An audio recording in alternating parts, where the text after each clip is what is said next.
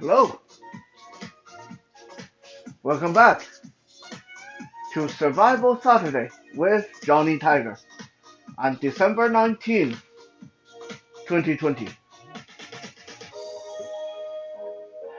Today, rather than going through self-defense techniques, principles, series, I'm going to do something a little bit more different, maybe a little bit more interesting. For the last year and a half, maybe 2 years, I have been um, sort of promoting or trending a line of self-defense tools made by Cold Steel. It is the FGX Nightshade series. What are nightshades and why do I like them so much? And what do I have to say about them? Well, before I go into this, I'm not affiliated with Cold Steel. They're not paying me to do this. I'm not getting paid. I wish I was. But anyway, um, nightshade tools, knives, whatever they're marketed as, are copies of Cold Steel's most popular models of knives, but these are made with fiberglass binded plastic. Uh, they on their website they have some fancy name for their stuff like polymer or some industrial strength this or that do that. But if we want to be brutally honest, what they are plastic knives. But they're not regular plastic. These are plastic bonded with fiberglass. So they are extra tough. Or at least they're supposed to be. We'll get to that in a little bit. Why do I like them so much? Because they're light, they're cheap, you don't have to sharpen them. And there's a bit of a personal reason because my self-defense group is called Night Strike Self-Defense for the Blind. So I can feel Night Strike and Nightshade kind of have to go hand in hand. You know, I wouldn't mind if every Night Strike members end up carrying one of these little plastic self-defense tools. For me, these are in that area between a tactical pen and a real knife.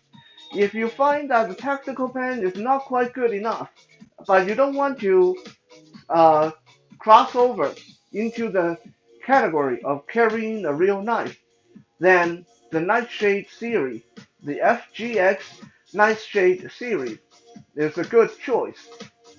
They're light, very cheap to replace if you do manage to break one, and they'll never rust, they'll never need sharpening. They also have some problems with them. Uh, we'll go through these problems when we look at the individual knives. One of the common problem I have with the FGX Nightshade tools is they don't come with sheaths. They don't have a way of carrying them safely. So what I like to do is wrap them in folded up newspaper or if you have a toilet paper tube or one of those paper towel tubes, just put one over it, and that will keep it from stabbing yourself in the leg while it's in your pocket.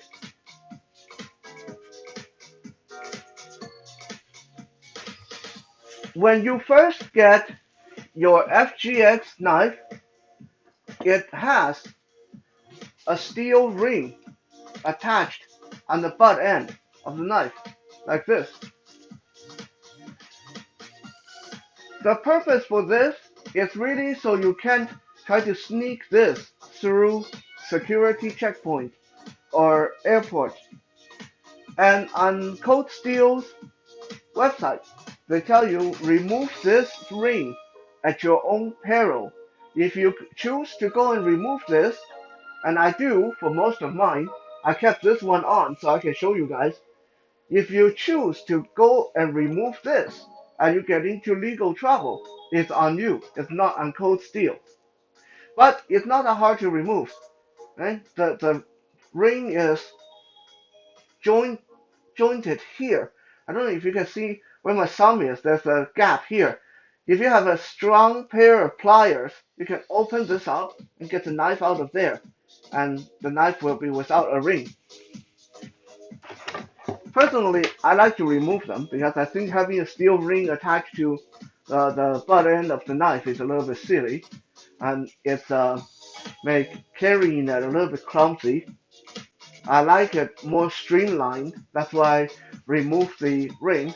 I would never try to sneak one of these past security or airport. Now I have 5 nightshades here to show you guys today. That's not all of them. There's like 2 or 3 of them that I don't have. Um, but I think what I show you today will give you a really good idea because a lot of people, after hearing about the nightshade knives, they'll go on Amazon and they're easy to find. Go on Amazon, type in FGX, like Foxtrot, Gamma, and X-ray, FGX knives, and then you'll find them. A lot of people see that there are so many choices, they don't know which one to get.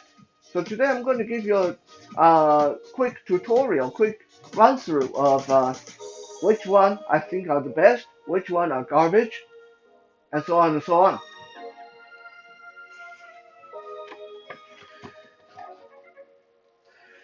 First, the one you already seen here, the one that still have the ring attached.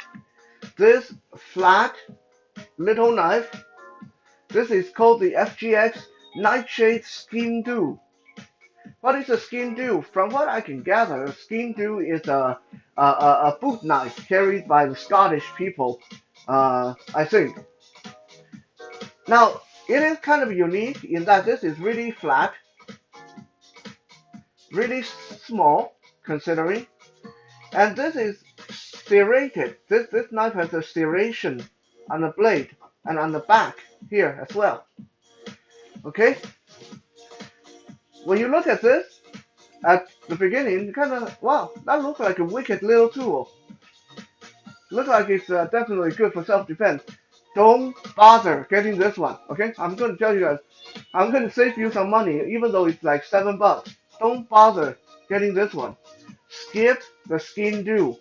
If you want a skin do, get a real one. Don't get the FGX one. And here is why. FGX is advertised to be nearly indestructible. But if you can see what I can do to this knife, I'm bending it. I'm bending it. If I bend it hard enough, I'm going to break it. I'm not going to do it here because I'm tired of buying a replacement. I broke one already. Okay? This is too thin. This is flexing. This is going to break if I flex it hard enough. Okay? If you hit something solid with it, it's going to bend. It's going to warp. Okay? You put it near something that's really hot, it's going to warp. Also, this doesn't have a guard for your hand, so if you stab something, this is going to hurt your finger. It's going to slide through and cut your own finger. Okay? So for a skin do, if you have to use a skin do like this, I say hold it in reverse grip so you can at least put your thumb on the back end so it's not going to slide through your hand when you stab something, when you stab the target. Okay? Don't hold it in the regular grip. It's not going to be very secure. One thing to realize about the Nightshade series of tools, I call them tools because this is important. A lot of people go on to buy these things thinking they're buying a knife. But if you treat them like knives, let's say, what do we usually do with knives? We use them to do all kinds of daily tasks. Opening boxes, opening letters, prying, even a screwdriver sometimes. If you try to use these things, they're going to break. They're going to fail you. You're going to be disappointed because they are, in the end, still plastic. They're not going to be able to perform most of the things real knives can. What they can do is stab. What they can do is be used for self-defense. So these are self-defense specific tools. These are not training tools. Don't buy these for training knives because you're going to kill your partner by accident if you use this to train. It's really sharp. Okay, these are not any kind of other tool. Well, maybe you can use it for letter opener. That I think you can do, but for the most part, it's made for self-defense and self-defense only. Okay, it's good for stabbing and not much else. In the case of the skin do, it's not even that good. Let me tell you what's good about it first, though. Because of all this serration pattern on the blade of the skin do, in a self-defense situation, you can actually lacerate someone's hand, someone's arm, someone's face without killing them by causing a lot of pain, causing a lot of bleeding, and make your attacker back away. But you have to target bare flesh with the skin do. Like if I go with my jacket, my vest, it's not cutting anything. It's not a real knife. It's plastic. Okay? It's not going. It doesn't even hurt when I do this to my chest. And now if I do that to my arm, I'm going to bleed. Okay? It's good for cutting skin, but for clothes, even t-shirt, no good. Okay? This is why I say the skin do is not that good because yeah, it's serrated and it works great on bare flesh, but on anything else, not going to do anything. Okay?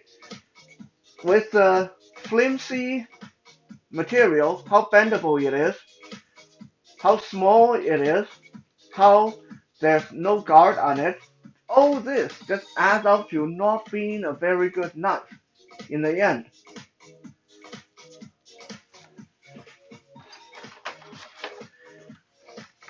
I got some pieces of cardboard here, and we're going to do a real demonstration of the skin do so you guys can see what I'm talking about. Let's look at how good it can penetrate a piece of cardboard. It's not going through, okay? Yeah, I'm not stabbing it that hard. I shouldn't have to. I shouldn't have to. It's not going through. This is a piece of cardboard. Imagine if this is an attacker and you try. No, it's just not good. Okay, let me try to cut it. Use this really cool serration. It didn't even cut it that good. No, it's not going to cut this cardboard. Piece of junk.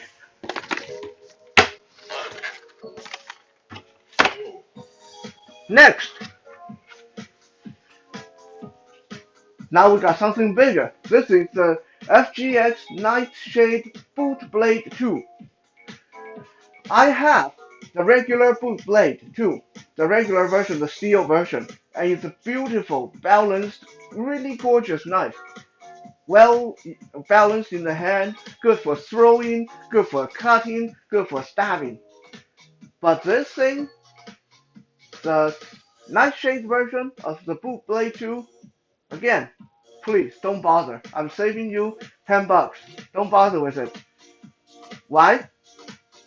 Again, because it's a very thin profile. So again, you can see I can take my hand and I can bend this. I'm bending this, okay? This supposedly indestructible knife, I can, if I really want to, I can probably roll it up and turn it into a spring roll.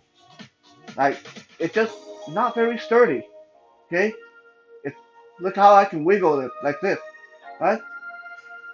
And because it doesn't have a sturdy profile, it's not going to be a very good stabber. It's very light, so it's not good as a striking tool either. It's plastic. It doesn't even have the serration, so I can slash my arm. That's it. And it's not going to do anything. I slash myself with it. It doesn't do anything. Okay? The point. Yeah, it's kind of pointy, but that's about it. So let's get that piece of cardboard back. How does the boot blade deal with the cardboard? Again, I'm stabbing I'm stabbing, and it's not going in. The last time I stab it, it even glide off to the side. Okay? Yeah, and never mind cutting it. Yeah, piece of junk. So, both the Skin Dew and the Boot Blade 2 are virtually the same. They're both pieces of garbage. Don't buy them because they're flimsy. They have sucky penetration power because of how flimsy the blade cross section is, and they don't even make good striking tool. Moving up, we have the FGX Nightshade Karambit. This is a copy of the Cold Steel Tiger Karambit, which I have the real version as well, and it's amazingly how close to the real thing this is. Now, this I will tell you is a lot better. I actually will recommend this one. Some people say, wait a minute, I thought you are all into karambit. I thought you're the karambit guy. Now, how come this is not like the top of the list? How come this is number 3 on the list? Well, it is because still it has this super thin, super flat profile, and I can still kind of bend it a little bit. Although on this one it's a lot harder to bend. Okay? Yeah, this one is a lot more sturdy. Okay? Um, why do I like this one? Uh, well, it's a karambit. You can use a finger ring to let it hang on your index finger, which means it's hard to disarm. Okay, it's not going to cut myself. And even if I don't want to use a blade, I can use the ring part as a brass knuckle. A brass knuckle. Yeah. Let's say I hit myself with a blade, doesn't hurt because it's plastic. But if I, ow, whack myself with the ring part, ow, that actually hurts a lot. Okay? Get this into someone's face, punch them on the collarbone. Doesn't matter what they're wearing. You got this plastic, very solid plastic ring around your index finger, and you punch with it. It will do the trick. So this, even though it is still kind of flimsy, it's still kind of skinny, it makes an awesome striking tool addition to your punching power. It's hard to disarm. It has most of the virtue of the real karambit. And it can provide you with some kind of blocking capability. Okay? Let's say someone swings something at me. I have this anchor to my finger, so I just have to swing it back to my forearm, and I can block with this, using this as a kind of buffer between myself and maybe a stick or whatever being swung at me. Okay? So it's much better as a defensive tool, a striking tool. How does it stack up against this piece of plastic cardboard? Let's see. Haha, it goes in. It penetrates. Nice. It actually penetrates. And look at this. It actually can cut. It actually can cut. Okay? It didn't cut the cardboard in half like the real thing could. But look at what it did to the cardboard. It stabbed in and cut it wide open like that. Okay, that's what I'm talking about. That's what we need. Self-defense tool. It can actually go into a cardboard and cut it through. Okay, like that. Even though it's a plastic knife, it can stab pretty good. It can cut somehow, somewhat, and it's an amazing defensive tool, amazing striking tool. The FGX Karambit definitely has my vote.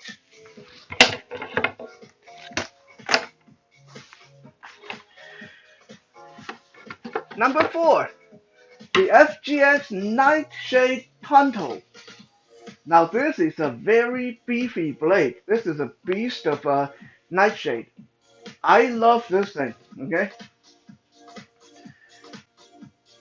let's talk about what's really good about it. Well, you can barely bend it because it's so solid. It has a really thick spine on the blade. It is really long, almost as long as my forearm, like this. Yeah. So it also has a bit of a guard for the finger, so your hand's not going to slide up onto the blade. So it addresses all the problems we saw in the FGX Boot Blade 2 and FGX Skin Do. Now it doesn't have the finger ring like the karambit because it's a tanto. You don't use a tanto like a karambit. A tanto, you just use it like a regular knife. You go stab, you go stabby, stabby, and you go cutting, chopping. Okay. Now, obviously, in the defensive capability department, and hard to disarm, it's not going to stack up against the karambit. But the reason why this knife is ranked, for me, ranked higher than the karambit is because it's a very amazing striking tool because of its length and because of its heft.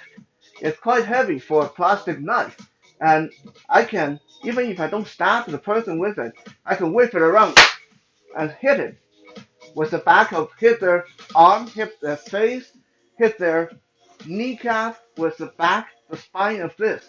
Okay, that's going to hurt a lot. Probably more than if you use the front of the blade because, it's plastic.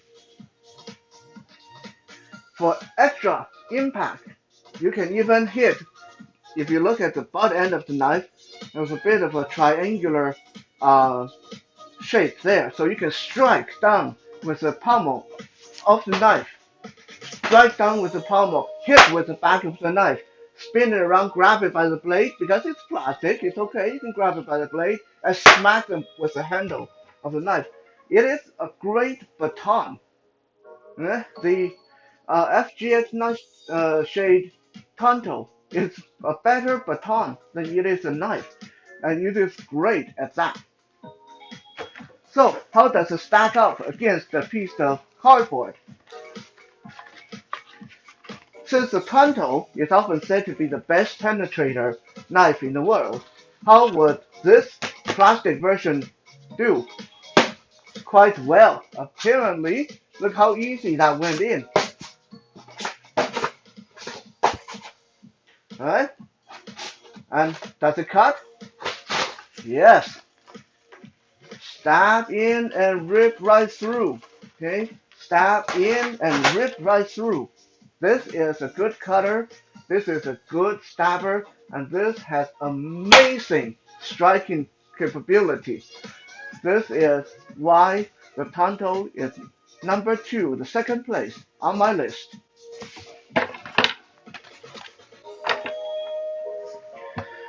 So, some people are thinking, so there's going to be a first place. So is there something even better than the Tonto? You'd look like you already demonstrated the Tonto being a super badass self-defense tool. There is.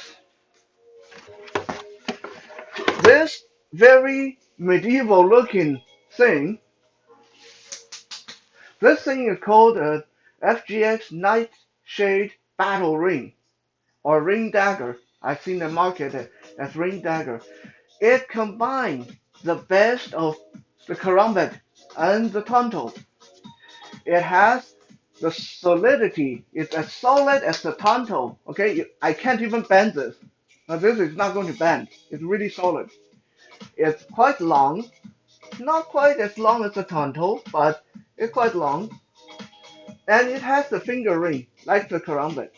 So it's both good for being hard to disarm, being used as a brass knuckle, being used for defensive application, and it is the best stabber in the FGX Nightshade series.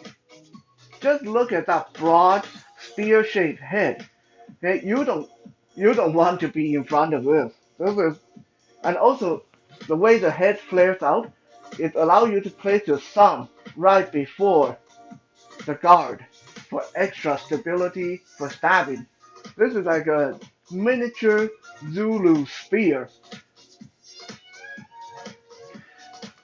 It's solid, it's flat, very easy to conceal, it's hefty enough to strike with.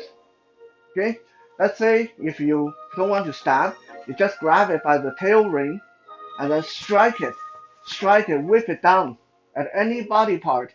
Because of its flare on the guard and the base of the head, it has a hammering effect to it.